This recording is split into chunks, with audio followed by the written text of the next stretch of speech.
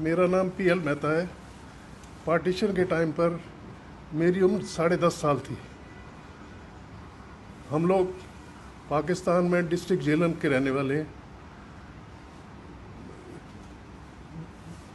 हमारे गांव का नाम साऊवाल था, जहाँ पर हमारा एक पूरा परिवार जो है 14 फैमिली मेंबर्स रहते थे। हमारे घर में जो एरिया था लगभग 1 एकड़ में, आधे एकड़ में मकान था, आधे एकड़ में अपना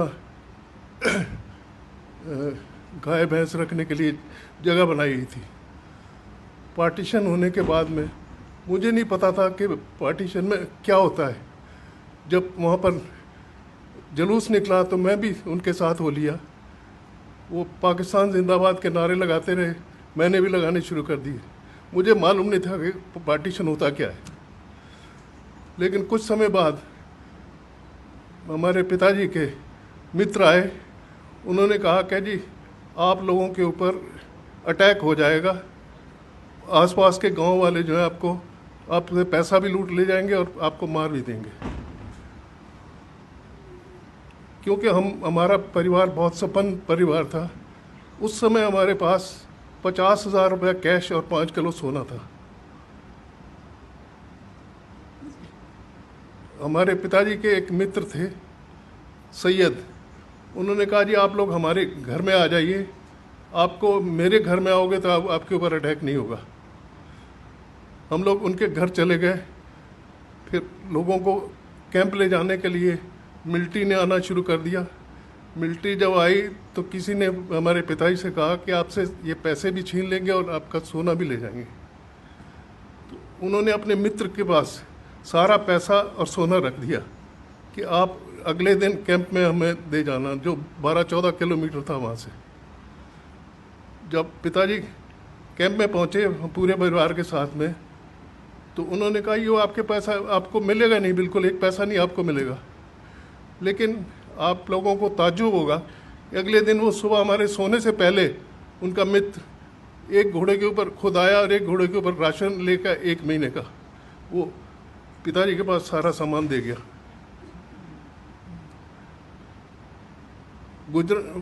पिंडारन खान में जो कैंप लगा था वहाँ से 3 गाड़ियाँ चली थी। 3 गाड़ियों में पहली गाड़ी सरदारों की थी। उसमें कुछ जगह थी, लेकिन पिताजी ने कहा कि सरदारों के ऊपर सबसे पहले, पाकिस्तान में सरदारों के ऊपर सबसे पहले अटैक होता था, लेकिन उन्होंने मना कर दिया। दूसरी गाड़ी में हमको जगह नहीं मिली। ट्रेनें जो है, पैसेंजर ट्रेन जो है, इतनी शॉर्टेज हो गई कि उन्होंने ओपन वैगन मंगा के हमको ओपन वैगन के अंदर 100 आदमी एक वैगन में बिठा दिया। बिस्तर के ऊपर बैठ के ओपन वैगन में बैठ गए हम लोग। दूसरी ट्रेन के ऊपर 2 जगह थोड़ा अटैक हुआ, लेकिन वो लोग सारे बच गए। हमारी ट्रेन के ऊपर जो अटैक होना था, वो कामों की स्टेशन पर जब हम लोग पहुँचे शाम को, तो ट्रेन वहाँ सारी रात रोके रखी। और ये महसूस होता रहा कि कुछ लोग जो है ना इकट्ठे हो रहे हैं, स्टेशन के आगे जा रहे हैं। सुबह गुजरांवाले से पुलिस आई। उन्होंने कहा जी आप लोग अपना सारा हथियार हमको दे दो, क्योंकि आप हिंदुस्तान में नहीं ले जा सकते। सब लोगों ने हथियार दे दिए। हमारे साथ बलोच मिलिट्री थी और पुलिस ने कहा कि आगे मॉब है, हम उनको हटाने जा रहे हैं। वो हटाने क्या गए थे, उनको साथ में बुला लाए, अब आप अटैक कर सकते हो। 24 सितंबर सुबह 10 बजे अटैक शुरू हुआ। सबसे पहले तो उन्होंने पैसे छीने, जो कुछ है दे दो, हम मारेंगे नहीं। उसके बाद में यंग लड़कियां निकालनी शुरू कर दी। 300-400 लड़की, 4000 पूरी ट्रेन में पैसेंजर थे। पहले तो उन्होंने 300-400 लड़कियां निकालनी, फिर ऐसा काटना शुरू कर दिया जैसे ओपन वैगन में गन्ना बाहर निकला होता है, उसको जैसे काटते हैं ऐसे इस तरह से तलवार से, लाठियों से मारना शुरू कर दिया। मेरे परिवार के 14 मेंबर्स थे, 11 मेंबर्स को मेरे सामने मारा गया। उस बाई चांस दो मुसलमान आपस में बात कर रहे थे कि तेरा बेटा कोई नहीं है, ये लड़का है, इसको अपना बेटा बना लेना, ले जा। पिताजी ने उनसे कहा कि जी इसको ले जाओ लेकिन मारना मत। बाई चांस मेरे पास एक घड़ी, घर में एक घड़ी मुझे मिली, डिस्ट वॉच, वो मैंने जेब में रखी थी। मैंने कहा मेरे से घड़ी ले लो, मुझे छोड़ दो। उन्होंने घड़ी लेके मुझे छोड़ा तो साथ में एक औरत बैठी थी जिसने जेवर पहने हुए थे। उनके जेवर उतारने में लग गया। मुझे अपने चाचा जी ने अपनी तरफ बुला के नीचे बिठा के ऊपर अपना पगड़ी खोल के ऐसे ऊपर डाल ली। उनको तलवार से मारा गया और तलवार का अगला पोर्शन मुझे भी गर्दन पर लगा। हम बैठे रहे वहीं पर। 3,500 आदमियों को उन्होंने मार दिया। जो बचे हुए थे या तो ज़्यादा जख्मी थे या मुर्दों के नीचे छुपे हुए थे, जिनमें से मैं भी एक था। हम फिर मिलिट्री ने ये कहा, मिलिट्री वालों ने, अब जब वो थक गए वो चले गए, मिलिट्री वालों ने कहा कि आप लोग प्लेटफॉर्म पर आ जाओ, और वो चले गए हैं। प्रोग्राम ये था कि इनको प्लेटफॉर्म पर लाके सबको मार दिया जाए। लेकिन हमारी किस्मत कुछ ऐसी अच्छी थी कि हिंदू मिलिट्री का कॉन्वॉय वहाँ से पास हो रहा था। मेन रोड जो थी स्टेशन के साथ में लगी, अटैच थी। कामों की स्टेशन जो है बिल्कुल जीटी रोड के ऊपर था। स्टेशन के ऊपर पुलिस मिलिट्री, हमारी हिंदू मिलिट्री आ गई। उन्होंने जो हमारे साथ बलोच मिलिट्री थी, बलोच मिलिट्री ये काम ये करती थी कि जो यंग लड़का निकल के भागता था वो बलोच मिलिट्री गोली मार देती थी। ये पोजीशन थी हमारे वहाँ पर। उसके बाद हम लोगों को ये कंडीशन लगाई गई कि इनको हॉस्पिटल ले जाओ जितने ज़्यादा ज़ख्मी है या थोड़े बहुत ज़ख्मी है। हमें गुजरांवाला हॉस्पिटल में वहाँ से ट्रेन में शिफ्ट कर दिया गया। डेड बॉडीज़ की जो ट्रेन थी उसके ऊपर लिखा गया तोहफे to Hindustan to Mahatma Gandhi and Jawaharlal Nehru. वो पूरी ट्रेन दिल्ली लाई गई। वो ट्रेन को नेहरू को दिखाया गया, जवाहरलाल गांधी को दिखाया गया। उन्होंने कहा ऐसा नहीं होना चाहिए। जब पटेल जी ने देखा तो उन्होंने कहा एक के बदले 4 होना चाहिए। 3 ट्रेन कटने के बाद में पाकिस्तान ने हाथ खड़े कर दिए। ये पोजीशन थी। हॉस्पिटल में हमारी हालत ये थी कि 5-6 वहाँ पर लोअर स्टाफ जो था वो हिंदू था, बाकी डॉक्टर सारे मुसलमान थे। जो ज़्यादा ज़ख्मी थे उनको इंजेक्शन दे के मारना शुरू कर दिया। हिंदू कंपाउंडरों ने सबसे आके कहा कि इनसे ना इंजेक्शन लगवाना ना दवाई लेना, हम ये अभी थोड़ी देर में चले जाएंगे, हम आपको सब ट्रीटमेंट हम करेंगे। हॉस्पिटल में उन बेचारों ने पूरी रात हमारी सेवा करी, सबकी पट्टियाँ करी। मेरे पास जो कमीज़ थी, मेरे चाचा जी को जब तलवार से मारा तो खून से पूरी भर गई थी। वो मैंने कमीज़ उतार के फेंक दी। एक दिन मैं बगैर कमीज़ के रहा। हॉस्पिटल के हिंदू स्टाफ ने मुझे एक छोटी सी कमीज़ ला के दी जो मैंने पहनी। बाई चांस 2 दिन के बाद में जब हमें हिंदुस्तान शिफ्ट करना था तो फ्लड आ गए, रोड्स ब्रीच हो गई।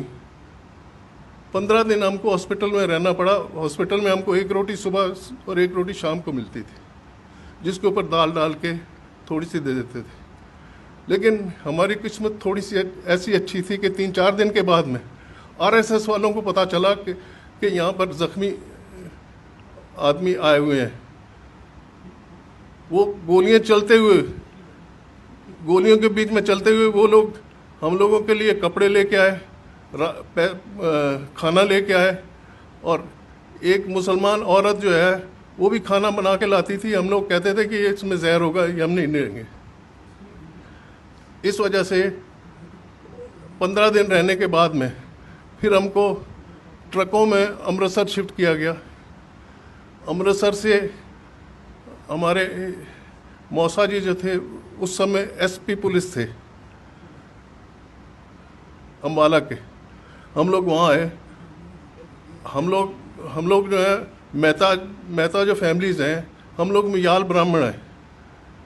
हमारे जितने पाकिस्तान में जितने हमारे परिवार थे, या तो मिलिट्री में थे या पुलिस में थे या खेती करते थे।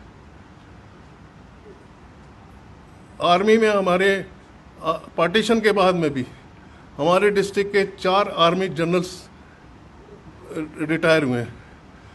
उनमें से और 2 गवर्नर चंडीगढ़ के जो थे वो भी मेहता फैमिली से ही हैं। एक मिज़ोरम के लेफ्टिनेंट गवर्नर भी छिबर रहे हैं। पार्टीशन के बाद में हम लोग सारे हिंदुस्तान में बिखर गए।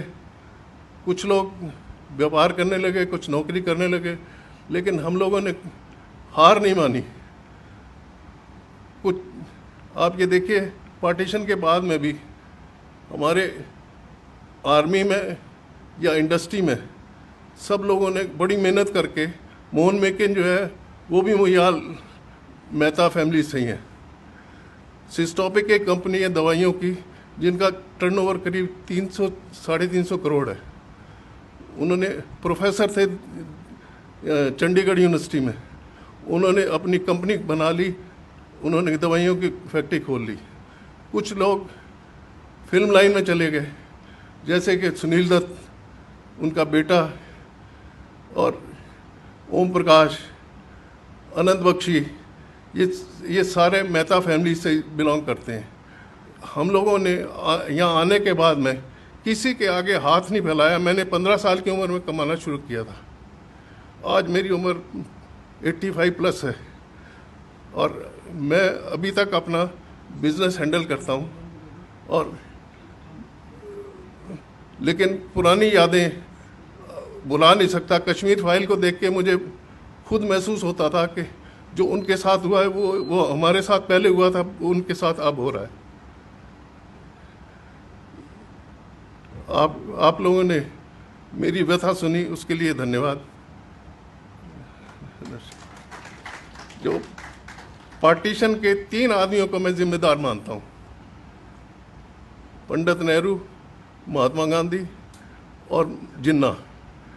अगर महात्मा गांधी मान लेते कि जिन्ना ने ये सजेस्ट किया था कि 5 साल में 2 साल हमें प्राइम मिनिस्टरशिप दी जाए इंडिया की, 3 साल जवाहरलाल रहे, लेकिन जवाहरलाल नहीं माने थे। और उनको सबको मालूम था कि जिन्ना ने 6 महीने या 1 साल के बाद में मर जाना, उसको टीबी थी, ये हालत थी। गवर्नर जनरल उसको बना दिया गया। इंडिया वालों ने पता सबसे बड़ी बेवकूफ़ी जो कि गवर्नर जनरल उन्होंने अब लॉर्ड माउंटबेटन को बना दिया, क्योंकि वो नेहरू के दोस्त थे। ये बहुत सारी ब्लंडर्स ऐसी हुई हैं। जितने हमारे एजुकेशन मिनिस्टर हुए हैं पुराने, सारे मुसलमान रहे हैं। सिर्फ मुसलमानों की उनकी हिस्ट्री जो है उन्होंने रिपीट करी है। हिंदुओं के किसी महाराणा प्रताप या शिवाजी के बारे में किसी ने 2 लाइनें भी नहीं लिखी हैं। ये हमारी भारत की व्यथा है। धन्यवाद।